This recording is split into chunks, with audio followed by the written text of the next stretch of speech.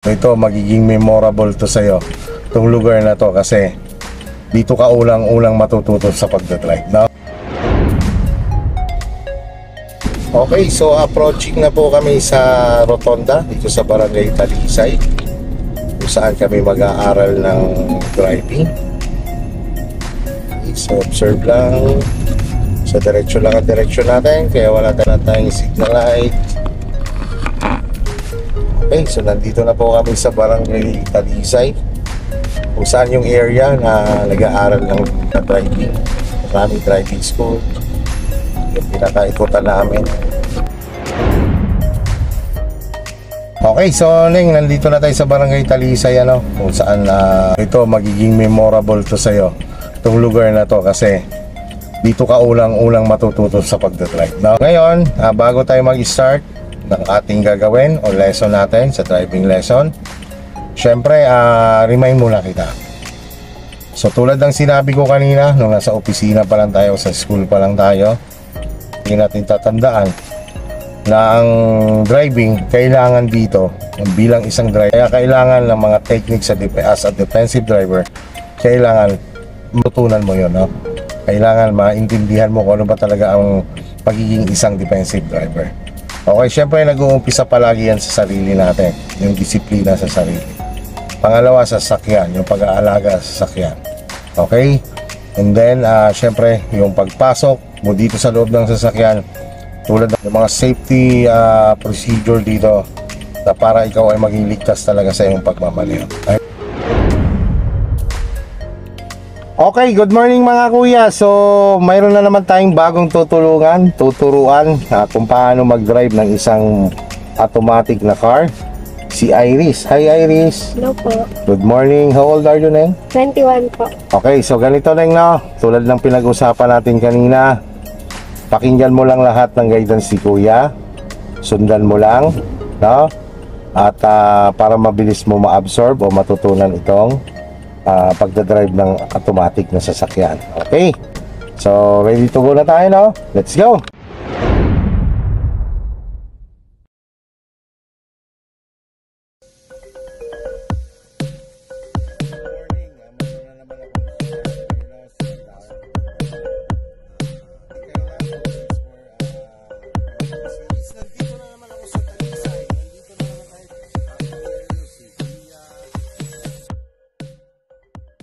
Before tayo mag-start, repress muna tayo sa switches in control, ha?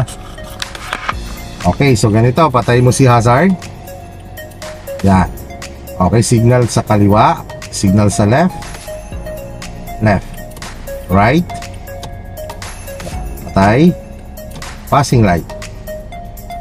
Yan, click mo na. Tuwid, ito na yung manubela, kailangan tuwid siya lagi, 9-3 yan, no? Kailangan pigilin mo siya lagi sa tuwid.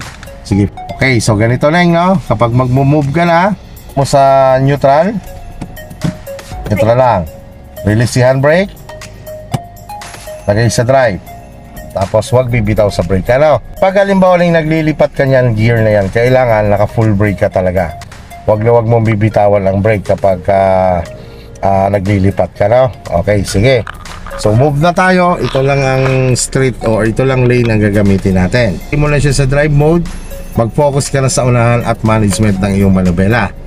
Okay, so ganito, bitawan mo lang si brake. Yan, patong mo lang ang paa mo sa gas. Tingnan mo yung unahan mo, tingnan mo. Tapos relax lang ang paghawak ng kamay, ha, ng manubela. Yan. Okay, sige, diinan mo lang dahan-dahan para madagdagan ang speed natin. Sige, so relax lang talaga ang kamay. Tingnan mo lang diretso ang iyong kalsada. Sige, gas pa ikaw. Kita mo rin yung iyong alignment sa pagtingin ng iyong side mirror. Pero ang pagtingin dyan, madalian lang, no? Kailangan focus ka pa rin sa unahan. Titingnan mo yung pinaka-dashboard mo and then sa unahan, no? Para malalaman mo kung saan pumupunta ang direksyon ng ating sasakyan. Sige, dagdagan mo pa ng konting gas. Tingnan mo lang yung kalsada. Layuan mo lang ang tingin, yung pinaka-biak ng kalsada. Huwag mo siyang hayaan na lumiban siya dyan. Ganon din dito sa kanan mo.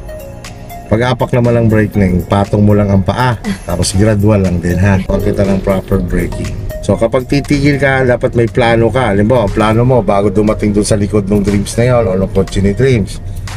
Yan. So kailangan, pag malapit ka na, ang paa mo nakapatong na kay brake. So ipatong mo na, tapos dahan-dahan mo na siyang diinan pababa para maging smooth landing ka. And then doon ka tumingin, huwag sa akin tumingin.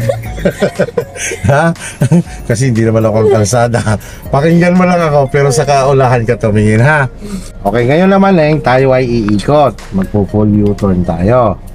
So kapag magpo-full U-turn ka, syempre, signal your intention mo na. Sige, signal ikaw. Tapos check mo muna yung surrounding mo, no? Yung likod mo, ito, rear mirror mo. So nakasignal na ikaw. Kita ko muna brake. Sabay ikot mo na ang manubela. Ikutin mo siya dire-diretso all the way going to left. Full turn ha, full left. Ay wala na lang, clear ang likod, clear din ang harap. Sige, bitaw sa brake, ikot ang manubela. Sige, ikot, sige, tuloy-tuloy. Sige, pigilin mo lang ha. Ang paa mo nakaabang lang kay brake. Okay, 1, balik mo, 1, isa pa. And 2, tapos pawak sa 9-3. And then gas ikaw. Diyan ka palang magagas. Yan. Malayo sa unahan. Sige, tuloy-tuloy lang. Speed natin dito, allowable tayo hanggang 40, ha?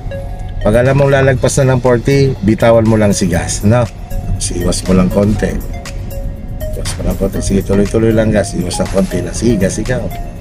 Sige, gas. Sige, huwag matakot mag-gas. Para malagpasan mo agad siya. Huwag mo siyang didikitan masyado.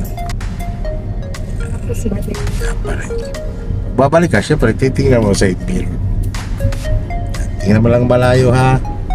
Punta mo lang sa 40 na siya. Huwag mo siyang didiinan. Pag bumagal, balik ka lang ulit sa paggagas, no? Di ba bumagal siya o gas ikaw bumuli, dalhin mo ulit siya sa 40. Sa kalsada tumingin.